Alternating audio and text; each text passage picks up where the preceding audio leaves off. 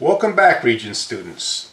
Today we're going to learn a little bit more about the speed of light and then also something called the index of refraction. So in the waves unit, we already learned that light was a transverse wave comprised of crests and troughs traveling through space. Light can travel through a vacuum, and it goes through a vacuum at 3 times 10 to the 8th. Now that speed is a very important number in a lot of physics theories, so it gets its own symbol c. And you could find that value, as I mentioned, in the waves unit on the front cover of the reference table right here. Third down, speed of light in a vacuum, c equals 3 times 10 to the 8th. Extremely fast. That means that light, if it could bend around the Earth, would travel around the Earth 8 times in 1 single second. So it would pass us 8 times.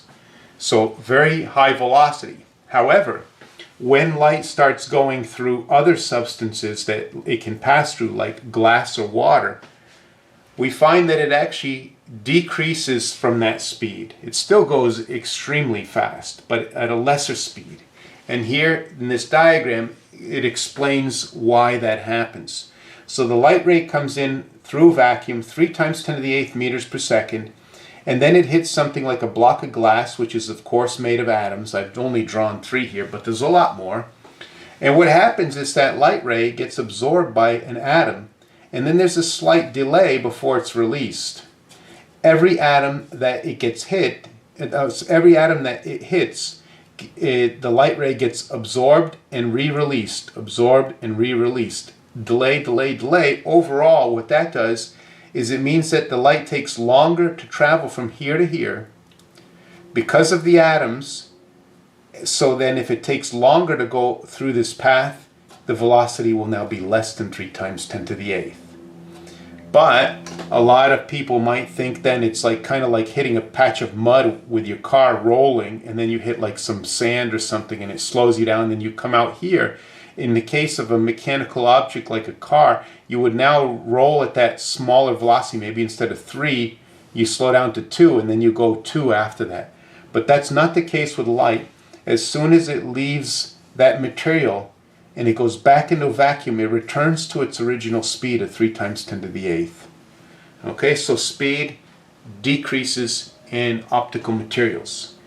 Now, of course, it would make sense that it would decrease by different amounts, because light can go into glass and light can go into water, and those substances have different kinds of atoms, which would, it seems reasonable to assume that they would create different delays, and therefore light would have different speeds and different materials. That is correct.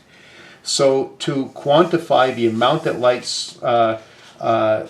slows down by, oh, by the way, you should pause the video now and copy down these notes over here.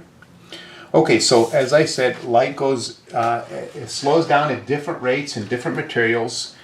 To quantify that, we invent a term called the index of refraction. It's a lowercase n. Here's how it's defined. Index of refraction n is c over v. C, of course, is the speed of light in a vacuum, 3 times 10 to the 8th, divided by the speed in that substance. So notice we have meters per second over meters per second. So the first point is the index of refraction has no units to it. It's just a number. And it's always larger than n, larger than 1. Oh, no, yeah, that makes sense. The larger the index is, the smaller the speed. So, but it is always greater than 1, because the speed of light is always smaller in optical substances. So when you do 3 times 10 to the 8th, maybe divided by 2 times 10 to the 8th, you get like 1.5, 1.1, something greater than 1. Okay, and again, as this says, the larger this is, the smaller the speed is. So where do you find these numbers for different materials? Well, as you might imagine, the reference table. First of all, the formula here is on page 5 in the wave section, so we've already used this. And you see down here is this formula, n equals c over v. We're also going to, I'll explain this formula with a ratio of n2 over n1 is v1 over v2 and lambda 1 over lambda 2. So that, you probably already saw the notes, I'll explain that. But they're both right here, the two formulas we're learning today. Also, I didn't mention the last lesson, but here's the law of reflection also. Theta incident equals theta reflected. All right, but where do we get these indices of refraction? Well, we go back to page 2 where the electromagnetic spectrum is, but if we go down here, we can see absolute indices of refraction, and we see that we have air at the top, which is 1.0.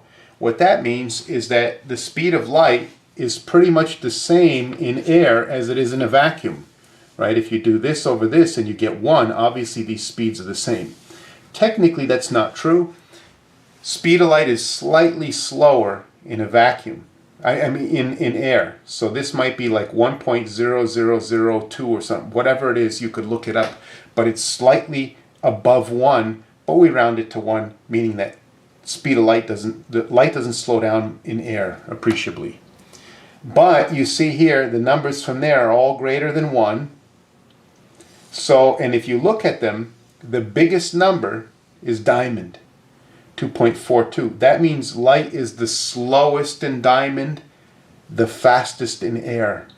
And that kind of makes sense. Everyone knows diamond is very hard, very dense. You could cut glass. So the fact that it's compacted with atoms, that means that it's going to, the light have a harder time getting through. It goes slower.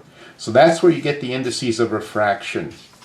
Okay, this other formula is to indicate that if you think about it, if the speed of light is slowing down, that means from v equals lambda times frequency, either the wavelength or the frequency has to decrease. But frequency does not, because frequency is the color of the light. And that doesn't change when light goes into a different substance. The color of that light is still the same. So that doesn't change. What changes is the wavelength then. And if V gets smaller, wavelength gets smaller in a substance. That's what this formula is for, to calculate the new wavelength in a new material. So I'll show you in an example, but basically as light's traveling from one substance to another, you could find its wavelength changing in the different substances. So here's an example, the only example for today. I have light of a particular wavelength in a vacuum. I didn't write it out, but that's basically what the lambda 0 means. 5.9 times 10 to the minus 7 meters. And then the question asked to determine the speed and the wavelength in glycerol. So first thing, to get the speed, you would use this formula. N equals C over V. And so we have to look up the N, the number to plug in on this side, and the C to plug in there to get the speed. So the first thing, the index, we go to page 2 of the reference table and we look for glycerol right here, 1.47, absolute index of refraction, no unit to that. So we plug in right here in for N 1.47. C, well maybe you remember it's 3 times 10 to the 8th, but if you don't, again, as I mentioned already, front cover of the reference table, you go find the speed of light in the vacuum, C, 3 times 10 to the 8th. So we got our two numbers, we plug that in here. Now what we have to do is cross multiply. In class I would have probably shown another extra step here. You multiply the V to the other side and divide by 1.47 and you get the speed of light, 2.04 times 10 to the 8th. Less than 3, right? It slows down in that material. The wavelength also changes. We could find the new wavelength by using this formula here, again on the reference table. We do N2 over N1 is lambda 1 over lambda 2. So N2 is what it's going into, the glycerol. So we put the 1.47 there. It came from a vacuum or maybe air. And so that's the material 1.0.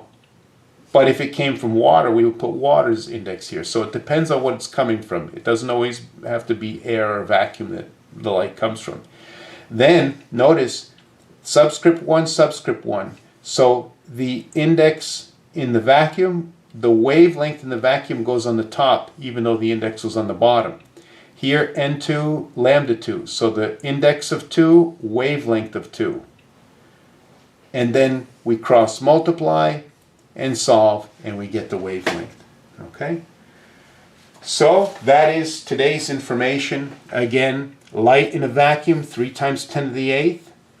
But when it goes into anything else, water, glass, diamond, because of the atoms, it's going to slow down.